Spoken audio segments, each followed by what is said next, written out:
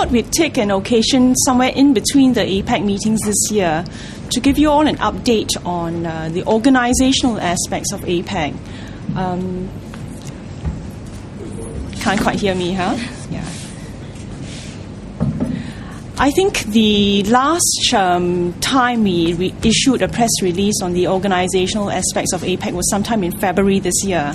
That's been about 6 months since. From an APEC point of view, a lot has happened since. We've had the first of the senior officials meetings, that was SOM 1.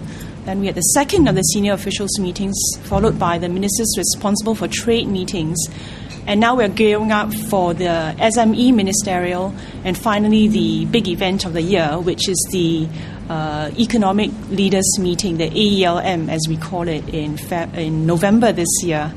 So as we pause to take stock of what has happened so far, and more importantly to plan for the rest of the year, taking this opportunity to brief all of you on what we've done so far and what we're still doing for the APEC meetings. I think first of all, you have the press release with you, which contains some information on the meetings, the types of meetings that we have, and some of the people that have been involved in the meetings. Let me just run through again. We gave a rather precise number. I think in the nature of things, the organizing committee has become so used to looking down into the minutiae of things, getting into really, really detailed numbers, that we gave you 15,678 people attending APEC, which you might think is rather weird. I mean, nobody releases numbers in such great detail. 15678 also sounds quite nice.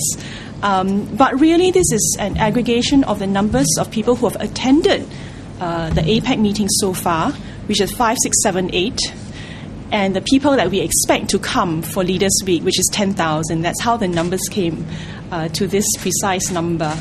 It's quite a large number of people, but I think more importantly, as we've emphasized in the past, APEC is a series of meetings. It's not one big meeting per se. So it's not what some of us are more used to, a very, very large event that happens, it comes and it goes, and that's it. APEC is a series of meetings because from a content perspective, there's a lot of discussion that needs to take place, that needs to build up into the content that the leaders finally discuss when they meet together. And that's why it's a whole year-long series of meetings.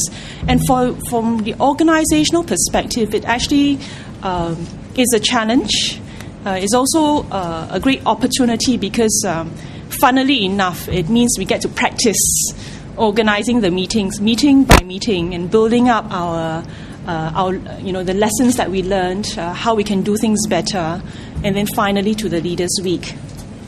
So let me just go through a little bit of the detail in terms of what we're doing. I'll try not to be too detailed so that I can leave some room for question and answer later on.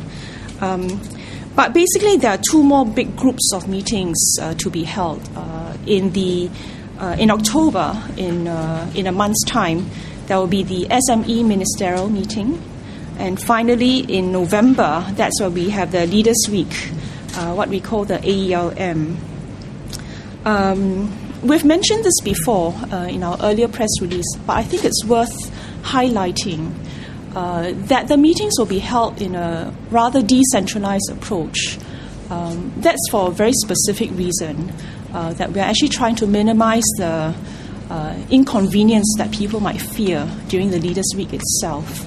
So during the Leaders Week in November, you'll see activity happening not just in the hotels that the different economies will be staying in, and that's spread over 20 hotels because it's 20 economies flying in, and Singapore being the one of the 21 economies, but also in the Istana, which is where the leaders will meet.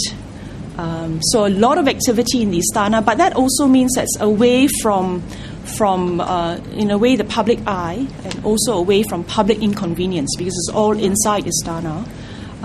The business meetings and some of the ministerial meetings will be at Suntec. That's spread over 1 week, very, very precise meetings on different days of the week, as well as a Singapore evening at the Esplanade. That's an opportunity for us to showcase the softer side of Singapore. Now, what are we aiming to do? I think in a separate series of briefings, we've tried to explain the content aspects of APEC. My purpose today is to elaborate on the organizational aspects of APEC. So as an organizing committee, what we aim to do is, of course, first to make the meetings very, very efficient and effective.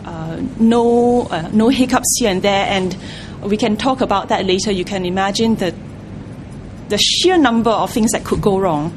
And our purpose is to make sure that that doesn't happen. But more than that, we wanted to be a very warm host. We wanted to show a different side of Singapore, where we are gracious and very warm hosts, not just efficient hosts.